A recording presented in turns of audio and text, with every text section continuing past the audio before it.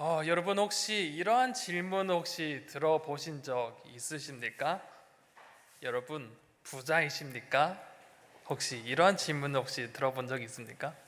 한 몇 해 전인가요? 제 딸이 저한테 문득 이런 질문을 하더라고요. 아빠는 부자야? 라고 물어보더라고요. 순간 당황을 해서 어떻게 대답을 할까 조금 고민을 했던 기억이 있습니다. 그런데 최근에 릴스를 볼 때, 이게 쇼츠라는 그런 조그마한 짧은 영상을 보는 중에 한 아빠와 아들의 대화가 참 눈길을 끌었습니다. 그래서 저장해 놓고 천천히 보았는데요. 대화는 이런 내용이었습니다. 아들이 갑자기 아빠한테 이런 질문합니다. 아빠, 우리 집 차는 뭐야? 라고 물어봅니다. 이때 아빠는 정말 간단하게 소나타라고 합니다. 이때 아들은 이렇게 묻습니다. 내 친구네는 벤츠래. 그러면 벤츠가 더 좋은 거야? 그때 아빠는 응 이렇게 대답합니다. 그러면 아들이 또 다시 반문합니다. 아빠, 그러면 우리는 부자야? 아니면 부자가 아니야? 라고 묻습니다. 이때 이 아빠는 아들에게 이 부자가 무슨 개념으로 가지고 이렇게 질문하는지 궁금했나 봅니다. 그래서 아들, 그러면 부자가 뭔지 알아? 라고 질문했답니다. 그때 아들의 답이 참 기가 막혔습니다. 비싸고 좋은 것을 살 수 있는 거, 그게 부자야 라고 하는 것입니다. 근데 아빠는 이런 말을 듣고 내가 부자야 부자가 아니야 라는 답을 해주기보다는 이러한 답을 내어줍니다. 아들, 이거는 완전 비밀인데 아빠 엄청 부자야. 아빠는 세상에서 가장 비싸고 소중한 보물 하나가 있거든. 아들이 정말 궁금해하는 겁니다. 그래서 아들이 아빠한테 그게 뭔데? 라고 대답했을 때 아빠는 이렇게 대답합니다. 그건 바로 너야. 너 아들이야 라고 대답합니다. 근데 이 대답도 더 중요하지만 아들의 이 대답이 참 기가 막혔습니다. 아빠, 그러면 나도 부자네? 세상에서 가장 좋은 아빠가 내 아빠니까 라고 대화가 맞춰지는 것입니다. 여러분에게 다시 한 번 더 질문해 보고 싶습니다. 여러분은 부자이십니까? 네, 아멘 하신 분이 별로 없으신 것 같습니다.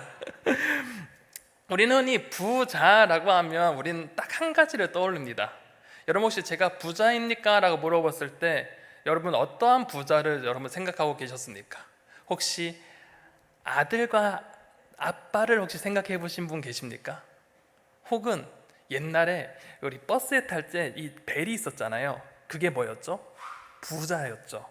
혹시 그걸 생각하신 분은 아마 대부분 없었을 것 같습니다. 대부분 우리는 부자라는 개념을 가지고 있으면 항상 이 어떤 재물이 넉넉한 사람을 우리는 항상 먼저 떠올리기 시작합니다. 그리고 그 사회의 기준, 이 부자라는 개념은 사람마다 다 달라서 저마다 이 넉넉함의 기준이 참 다릅니다. 그래서 한번 검색을 해봤습니다. 요즘 부자의 기준이 무엇이냐? 라고 하나 했는데 딱 쳐봤는데 블로그에 이런 글이 하나 올라와 있더라고요. 자산이 한 20억 정도는 돼야 부자가 아닐까요? 라는 답이 적혀져 있더라고요. 그러니 저는 부자가 아닌 것 같습니다. 여러분은 부자이십니까? 사람마다 참 기준이 다른 것 같습니다. 특히 이 아들과 아빠의 대화 속에 부자의 기준은 무엇이었습니까? 세상의 기준으로 있는 그 자동차의 좋음, 아파트의 평수나 돈이 많고 적음이 부자의 기준이 아니었습니다. 이 아빠와 아들, 이 부자의 개념은 바로 이 아들의 존재, 아빠의 존재 그 자체가 기준이었던 것입니다. 세상이 중요한 것이 아니라 가장 소중한 존재로 인하여서 넉넉함을 가질 수 있는 것, 그것은 아빠는 아들에게 그것을 가르쳐줬고, 아들은 정말 이 세상의 부자가 무엇인가, 정말 나에게 가장 넉넉함을 주는 것이 무엇인가를 깨닫게 되는 계기가 되었을 것 같습니다. 그런데 이런 깨달음은 우리는 분명 잘 알고 있지만 이것을 받아들이는 것은 참 쉽지 않은 것 같습니다. 사람의 연약함 중에 하나는 바로 비교와 평가입니다. 나와 상대방을 비교하고 우리는 평가하는 것이 너무나 익숙한 삶을 살고 있습니다. 외모를 비교하기도 하고요. 또한 가진 것을 남과 비교하기도 합니다. 또한 나의 사회적 위치에 대해서 끊임없이 비교하고 학력과 재력, 또한 여러 가지를 남과 비교하는 것이 너무나 쉽습니다. 그런데 이 비교가 끝이 있습니까? 여러분 혹시 이 비교하는 것이 언제나 끝이 있고 마무리가 되어지나요? 그렇지 않습니다. 비교를 해서 그것이 모자라면 그걸 또 채워나갑니다. 근데 채우지만 그것이 끝이 나나요? 절대 끝이 안 나는 것이 우리의 현실입니다. 그런데 이렇게 평가하고 비교하는 것이 계속 가다가 어느 순간 자신의 한계성에 부닥치게 됩니다. 내가 더 이상 앞으로 나아갈 수 없고 내 비교하는 그 상대를 따라가지 못하는 그 한계점에 다다를 때가 있습니다. 그때 사람들이 느끼는 감정은 이러할 겁니다. 나는 부족해, 나는 연약해, 나는 못해, 나는 더 이상 할 수 없어 라는 마음을 가집니다. 이런 마음에 사로잡히게 되면 어떻게 되는가? 결국 모든 것을 포기하게 됩니다. 그리고 무기력증을 가지게 됩니다. 또한 자포자기하기도 합니다. 그런데 이러한 모습이 비단 우리의 일상일 뿐만 아니라 우리의 신앙의 모습 또한 있는 건 여러분 혹시 느껴보셨습니까? 우리가 열심히 신앙생활을 하는데 어느 순간 한계를 경험할 때가 참 많이 있습니다. 열심히 기도하는데 그 기도가 응답되지 않을 때 우리는 어쩌면 그 기도의 한계를 느낀다고 이야기합니다. 또한 열심히 교회에서 봉사하는데 또한 믿음으로 살려고 열심히 애쓰고 노력하는데 내 주변 환경이 변하지 않을 때 우리는 한계를 경험하게 됩니다. 그럴 때 우리는 어떠합니까? 우리의 신앙에 대한 회의감과 동시에 교회 공동체에 대한 회의감을 가지기도 합니다. 그럴 때 우리 주위를 둘러보면 참 나보다 좋은 사람만 있는 것 같습니다. 저 권사님은 나보다 믿음이 좋은 것 같아. 그래서 아들, 딸들이 잘 나가는 것 같아. 이런 생각을 하시는 분들도 있었고, 어떻게 나는 이렇게 열심히 교회 봉사도 열심히 하고 믿음으로 살려고 열심히 노력하는데 나는 왜 평탄한 삶이 하나도 없지? 나는 왜 평안하지 않지? 라고 고민하면서 어찌 보면 자괴감에 빠지는 분들도 간혹 계십니다. 그리고 성경을 펼쳐보면 딱 이런 마음으로 성경을 펼쳐보니 모든 사람이 나와 다른 삶을 살아가는 사람 같습니다. 성경의 인물들은 매우 영웅같이 히어로처럼 무엇인가 완벽한 사람처럼 느껴지기도 합니다. 전혀 나와 내가 공감할 수 없는 인물의 삶을 살아가는 그런 존재로 여겨질 때가 있습니다. 그래서 어느 순간 이 성경의 인물 또한 나와 괴리가 되어지고 성경을 읽기가 어려울 때가 있습니다. 그런데 성경을 자세히 보면 이 한계성, 이 연약함을 가졌지만 그 연약함을 통해서 믿음의 삶을 살아가는 수많은 사람들이 있었습니다. 자신의 연약함에도 불구하고 자신의 한계에도 불구하고 그럼에도 불구하고 믿음을 지키며 행했던 사람들이 참 많이 있습니다. 그 대표적인 인물이 우리가 함께 읽은 이 주인공 디모데입니다. 여러분은 이 디모데라는 인물을 떠올릴 때 어떠한 사람으로 여러분 떠올리십니까? 디모데. 우리는 디모데라는 인물을 처음에 떠올렸을 때 한 사람이 딱 떠오릅니다. 누가 떠오르나요? 바울이 떠오르지 않습니까? 어떤 목사님이 디모데를 설명할 때 이렇게 이야기하시더라고요. 바울의 그림자라고 표현하기까지 할 만큼 이 바울과 디모데는 빼놓을 수 없는 관계였다고 보여집니다.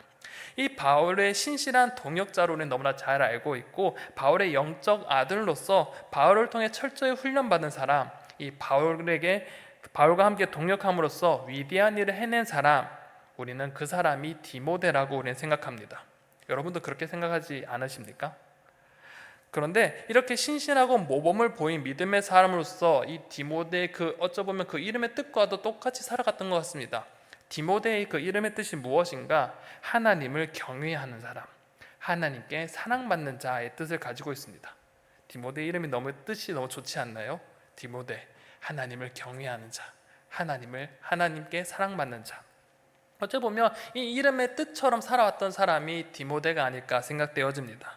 특히 이 누스드라라는 지역에서 태어났고 이곳에서 사도 바울을 만나 그의 제자가 되면서 사도 바울과 함께 복음 전파에 온 힘을 쏟은 인물이 바로 디모데인 것입니다. 그런데 이런 완벽에 가까운 삶을 산 것처럼 보이지만 그에게는 우리와 비슷한 한계와 약점을 가지고 있었다는 것 우리는 알고 있을 것 같습니다. 그의 한계가 무엇이었을까요? 그의 한계 첫 번째는 바로 가정 한계를 가지고 있었습니다. 그가 가진 첫 번째 한계가 바로 가정 환경이었다는 것입니다. 우리는 디모데가 믿음의 3대째 믿음이 이어져 가고 있는 것을 우리는 너무나 잘 알고 있습니다. 디모데후서 1장 5절에 보면 디모데 이렇게 소개합니다. 이는 내 속에 거짓없는 믿음이 있음을 생각함이라. 이 믿음은 먼저 외조모 로이스와 내 어머니 유니게 속에 있더니 내 속에도 있는 줄을 확신하노라 라고 기록합니다. 그의 믿음은 어디서부터 시작되었다고 기록하나요? 그의 외조모 외할머니를 통해부터 시작된 3대에 걸쳐 믿음의 유산이 이어진 가문에 있었다라고 기록합니다. 외조모 로이스와 어머니 유니게로부터 그 믿음이 계승되어 왔습니다. 그런데 이것만 보면 우리는 이 믿음의 계보가 순탄하게 이어져 왔던 것처럼 여겨질 수 있습니다. 그런데 꼭 그렇지만은 않은 것 같습니다. 여러분, 이 디모데의 아빠는 어떠한 분인지 여러분 알고 계십니까? 디모데 아빠, 유대인일까요? 이방인일까요? 어떨까요, 여러분? 이 디모데의 아버지는 이 헬라인이라고 기록하고 있습니다. 사도행전 16장 1절에 보면 믿음의 여자여 아버지는 헬라인이라 그리스 사람이라 라고 기록하고 있습니다. 성경의 역사와 기록을 보았을 때 그 어디에도 이 디모데의 아버지에 대해서 기록한 것이 거의 없습니다. 이 아버지가 어떠한 신앙생활을 했는지 역사적인 기록도 찾아볼 수 없고 성경에는 도저히 찾을 수가 없습니다. 자, 이방인인데다가 신앙의 이력이 전혀 기록되어 있지 않는 아버지, 그 아버지는 과연 신앙생활을 했을까요? 안 했을까요? 안 했던 것으로 대부분 보고 있습니다.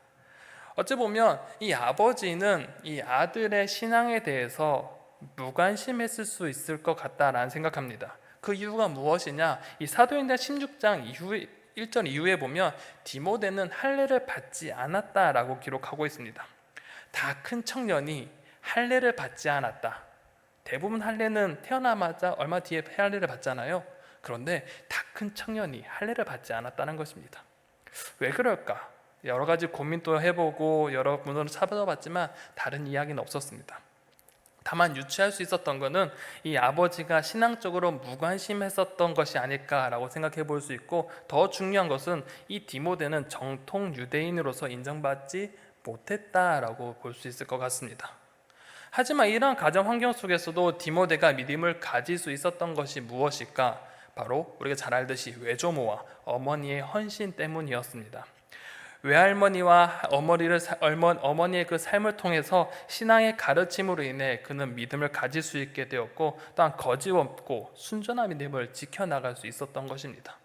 어찌 보면 아버지의 무관심과 신앙에 대한 전혀 그런 관심이 없는 그런 상황 속에서도 어머니와 할머니를 통해서 그가 신앙적으로 겨우겨우 성장해낼 수 있었던 것입니다.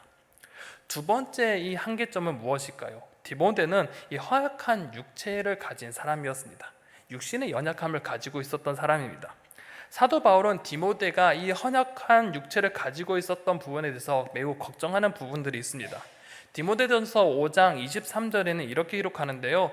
이제부터는 물만 마시지 말고 내 위장과 자주 나는 병을 위하여는 포도주를 조금 쓰라 라고 기록합니다. 사도 바울이 이 연약한 육체를 가진 디모데가 너무 걱정되어서 너는 제발 물만 마시지 말고 내 위장과 내가 자주 나는 병을 위해서 포도주라도 좀 써라 라고, 약으로 좀 써라 라고 권면하는 장면입니다. 당시 이 유럽 땅, 이 소아시아 쪽에는 이 식수의 위생이 그리 좋지 않았다고 합니다. 그래서 물을 마시고 탈이 나는 경우도 참 많이 있고 위장 질환을 앓는 일이 흔했다라고 합니다. 특히 이 디모데는 음식이나 환경 변화에 민감하여서 쉽게 병이 들고 소화기관에 문제가 잦았던 것으로 우리는 추정해 볼 수 있습니다. 이것을 볼 때 디모데가 바울을 따라다니면서 얼마나 고생했는지 우리는 유추해 볼 수 있습니다. 여러분, 우리가 바울 여정을 따라서 성지순례 가신 분들은 아마 잘 아실 것입니다. 또한 우리가 배워서 이 바울의 전도 여행이 얼마나 먼 여정이었고 너무나 험난한 여정인지 너무나 잘 알고 있습니다. 당시 교통도 제대로 발달되지 않는 그런 상황 속에서 산 넘고 바다 넘어 온갖 자기 두 발로 온 나라, 온 지역을 돌아다니면서 말씀을 전하는 것, 그것이 쉬웠을까요? 어려웠을까요? 그리고 그 여정 속에서 매일 아파하고 힘들어하고 체력적인 한계를 경험한 이 디모데의 모습, 그가 쉽게 포기할 수 있었던 상황이 아니었을까 생각해 봅니다. 육체가 너무 힘들고 특히 그 여정 속에서 아프다 보니 모든 것을 놓아버리고 돌아가고 싶은 마음이 가득했을 것입니다. 아마 여러분 해외에서 아파 보신 적 너무나 잘 알 것입니다. 해외 나가서 아플 때가 제일 서러운 것 같습니다. 약을 쓰기도 힘들고 누구에게 도움도 청하기 힘든 상황. 어쨌든 그 수많은 여정 속에 같이 가는 동행자에게 또한 해가 된다는 왠지 발목 잡는 것 같은 그런 모습, 그런 감정들도 겪지 않았을까요? 육체의 연약함으로 인해서 디모데는 참으로 어려운 순간들을 참 많이 맞이했을 것입니다. 그리고 도중에 포기하고 싶은 마음도 참 많이 있었을 것입니다. 세 번째, 디모데의 한계는 무엇일까요? 바로 성격입니다. 여러분, 디모데의 성격을 여러분 알고 계십니까? 디모데는 어떠한 성격을 가진 사람이었을까요? 전도자이자 목회자인 디모데의 성격은 우리는 어떤 사람은 이렇게 이야기하더라고요. 매우 활발하고 대범하게 생각하는 분들도 간혹 있었습니다. 그런데 반대로 디모데는 매우 소심하고 내성적이었고 부끄러움을 잘 타는 성격의 소유자였습니다. 여러분 예를 들어서 제가 디모데라고 합시다. 제가 여기 딱 썼는데 여러분 앞에서 낯을 가리고 부끄러워서 말 한마디도 못한다면 여러분이 목회자를 어떻게 생각하시겠습니까? 어떻게 해야 되지? 아마 고민이 많이 되실 것입니다. 이 디모데라는 사람의 성격이 이랬다고 합니다. 소심했습니다. 바울과 매우 달라서 내성적이었고 부끄러움을 탔던 사람들입니다. 그래서 관계를 맺는 것이 매우 두려웠던 사람입니다. 속된 말로 어쩌면 사람과의 그 관계 속에서 기가 빨린다는 사람들이 있지 않습니까? 그것처럼 관계하는 것이 참 힘들었을 것입니다. 내성적인 상황 속에서 이 전도회를 나가고 그래서 새로운 사람을 만나야 되고 그래서 복음을 전한다는 것, 그에게는 굉장한 스트레스였을 것입니다. 이러한 성격이 얼마나 걱정되었는지 바울은 이렇게 권면합니다. 고린도전서 16장 10절에 이렇게 기록합니다. 디모데가 이르거든 너희는 조심하여 그로 두려움이 없이 너희 가운데 있게 하라. 이는 그도 나와 같이 주의 일에 힘쓰는 자임이라 라고 합니다. 바울이 이 고린도 교인들에게 너희 교회에 디모데를 파송할 텐데 그들에게 이렇게 말하는 것입니다. 디모데가 갈 거니까 제발 이 디모데를 두려움이 없이 너희 가운데 거할 수 있게 너희가 좀 잘 좀 해줘 라고 부탁하는 것입니다.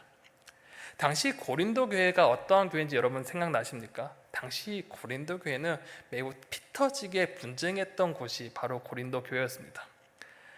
교회 분쟁이 매우 심각했던 교회임에도 불구하고 더 나아가서 헬라 철학의 영향으로서 말빨이 아주 강력한 곳이었습니다. 말이 아주 논리적이고 너무나 잘하여서 특히 이 디모데가 갔을 때 너무나 쉽지 않은 상황 속에 놓여져 있던 것입니다. 특히 이 디모데가 나이가 또한 어린 것뿐만 아니라 소심하고 내성적이었기에 당시 고린도 교인의 그 노련하고 언변 좋은 교회 장로들이 마음만 먹으면 이 디모데를 괴롭힐 수 있고 그의 삶을 위축시킬 수도 있는 그런 상황 속에 놓여져 있었던 것입니다.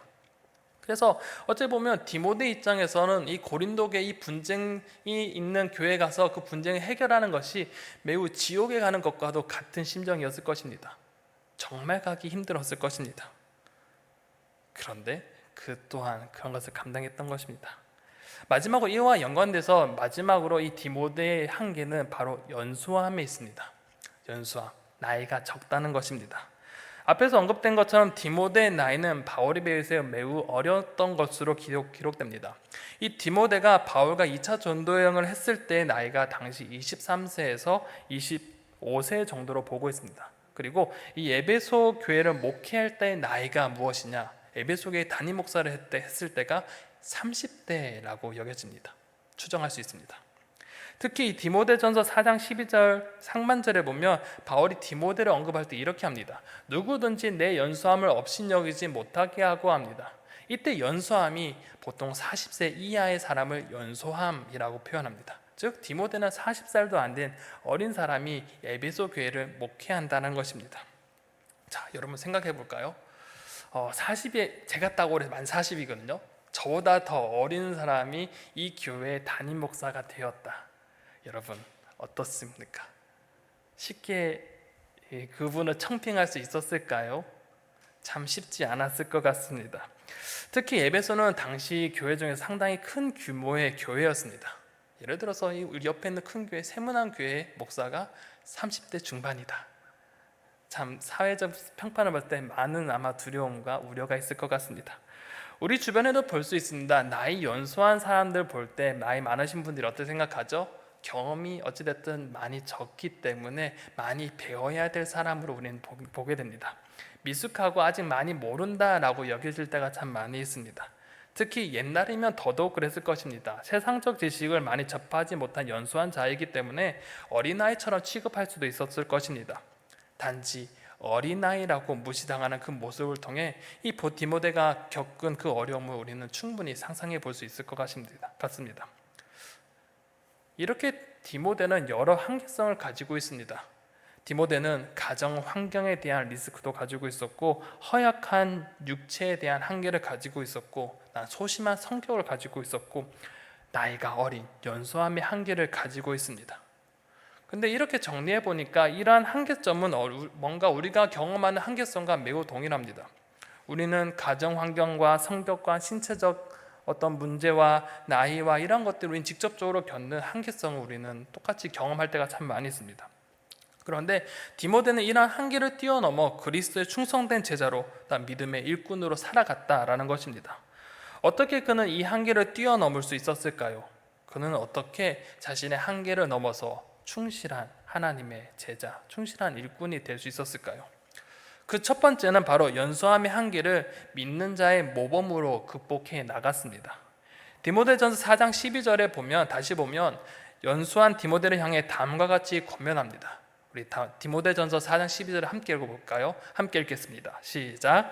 누구든지 내 연소함을 업신여기지 못하게 하고 오직 말과 행실과 사랑과 믿음과 정절에 있어서 믿음 자의 본이 되어 라고 합니다. 바울은 이 디모데의 연소함의 한계를 극복시키는 그 키가 무엇인가? 바로 삶에 있다고 생각했습니다. 그 삶이 어떤 삶인가요? 바로 그리스도를 닮아가는 삶, 그리스도의 삶을 나아가는 것입니다. 그 길을 걸어가는 것입니다. 모든 삶의 영역에 있어서 예수 그리스도와 같이 살아가려고 애쓰는 그 삶을 성도들에게 보여주고 증명하는 삶을 살라고 그에게 권면하는 것입니다. 그래서 그의 삶을 통해서 믿음이 증명하고, 이를 통해서 사람들이 그를 목회자의 그 권위를 인정할 수 있도록 했던 것입니다. 그렇다면 어떤 것을 구체적으로 믿음의 삶을 증명해야 될까? 그 첫 번째 먼저 언급하는 것이 바로 말입니다. 12절에 보면 이 말을 먼저 첫 번째로 두고 있습니다. 여러분, 말은 우리는 보통 인격이라고 우리는 이야기합니다. 그 사람이 말하는 그 말 속에는 사람의 생각과 성품과 가치관, 예절과 삶의 태도가 자연스럽게 녹아져 있는 것이 바로 언어입니다. 그렇기에 그리스도인으로서 말에는 분명 예수님을 닮아가는 모습이 있어야 됩니다. 예수님의 언어를 우리는 구사해야 된다는 것입니다. 예수님은 어떤 언어로 말씀하셨을까요? 예수님은 어떠한 말을 주로 하셨을까요? 성경을 묵상해 보니 예수님께서 주로 하신 말은 바로 사람을 살리는 말씀이었습니다. 또한 정직하고 겸손하셨고 남을 위로하며 치유하는 언어를 사용해 주셨습니다. 더 나아가서 예수님은 남을 비판하고 비난하고 험담하지 않으셨습니다. 예수님의 언어는 언제나 품격이 있었던 언어였습니다. 그리고 그 말 속에 가장 중요한 것, 그 언어 속에 따뜻한 사랑이 담겨져 있었습니다. 반대로 여러분 생각해 봅시다. 예수님의 언어는 이러한 언어를 가지고 있었는데 요즘 시대의 언어는 어떻습니까? 여러분, 많은 사람들이, 세상 사람들이 사용하는 언어를 보면 참 참담할 때가 참 많이 있습니다. 품격이라는 것은 찾아보기가 힘들 때가 참 많이 있습니다. 사람을 사랑하기보다는 오히려 낮추고 깔보고 낮추는 그런 말들이 가득할 때가 참 많이 있습니다. 매우 공격적이기도 하고 성적이기도 하고, 또한 너무나 경박한 언어를 사용함으로써 품위가 없는 그런 언어를 사용하는 사람들이 참 많이 있습니다. 어쩌면 이런 시대의 풍조 속에 우리의 언어 또한 자연스럽게 스며든 것이 아닌지 우리는 한번 점검해 볼 필요가 있습니다. 여러분이 사용하는 언어는 어떻습니까? 여러분의 언어, 말 속에는 예수님의 모습이 담겨져 있습니까? 예수님의 그 사랑의 마음이, 예수님의 그 사람을 살리는 언어, 사람을 세우는 언어를 여러분 사용하고 계십니까? 어제 보면 이 바울이 디모데를 세울 때 가장 첫 번째 이 언어 생활을 강조한 것, 예수님의 그 가치관과 성품을 닮아서 그 말을 하도록 했던 것 같습니다. 두 번째는 행실입니다. 디모데에게 똑바로 살아라 라고 표현한 것입니다. 이 행실은 일방적인 행동을 뛰어넘는 것입니다. 일반적 행동뿐만 아니라 그의 삶의 행동과 습관과 삶의 방식을 모두 표현하는 것이 바로 행실입니다. 예수님의 삶은 어떻습니까? 여러분, 예수님의 행실, 삶, 그의 습관은 여러분 어떻습니까? 우리는 예수님의 습관과 삶을 생각해 보면 첫 번째 떠오르는 것이 있습니다. 습관에 따라 기도하셨다라는 것을 우리는 먼저 떠올립니다. 그리고 언제나 하나님 앞에 나아가서 그 뜻을 구하며 그 하나님 말씀에 따라 살아가려 애를 쓰신 분, 고난이 닥쳐오더라도 하나님을 의지하며 신뢰함으로써 그에게 맡겨진 사명을 충실히 행하셨던 분, 그 고난과 어려움과 그 죽음의 그 문턱 앞에 있을 때 하나님의 뜻을 먼저 구하고 그 뜻에 따라 순종하며 그 고난의 길을 걸어가셨던 그 주님의 모습을 우리는 떠올리게 됩니다. 또한 예수님 그뿐만 아니었습니다. 언제나 연약한 자들의 친구가 되어주셨습니다. 어렵고 힘든 사람, 연약한 사람, 약한 자들, 이 땅에 소외받는 사람들에게 먼저 다가가셨습니다. 그리고 먼저 손을 내밀어 주셨습니다. 그리고 그들을 치유하셨고 사랑하셨고 그들을 일으켜 세워주셨습니다. 예수님의 삶 속에서는 어느 누구도 비난받고 비난하고 어느 누구도 죽이는 삶이 없었습니다. 예수님의 삶은 치료하고 위로하고 사람을 세우는 삶의 모습이었습니다. 어떻게 보면 이 바울이 디모데에게 권면했던 이 행실이라는 것은 예수님께서 살아갔던 그 삶의 모습을 따라가는 것처럼 너 또한 그렇게 따라가라 라는 거 권면한 것 같습니다. 그리고 또한 디모데는 그렇게 삶을 살아갔던 것 같습니다. 예수님께서 걸어가셨던 것처럼 그의 삶을 살아갔던 것입니다.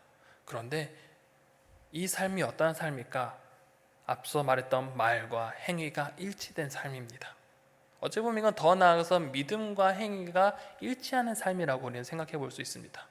우리의 말하는 언어와 우리의 행실이 같은지, 우리는 옆에서 사랑이라고 말은 하지만 우리의 삶 속에서 사랑이 나타나지 않다면 그것은 가짜에 불과합니다. 그렇기에 우리의 삶 가운데 가장 중요한 것이 무엇일까? 우리의 믿음과 이 말, 행위가 일치되는 그런 삶을 살아야 될 것입니다. 예수님처럼 예수님과 같이 사람을 살리며 사람을 위로하며 사람을 세우며 연약한 자를 일으켜 세우는 것, 그와 더불어 하나님을 사랑함으로써 내 삶을 가꾸어 나가는 것, 그런 삶을 살아가는 것을 원했던 것 같습니다.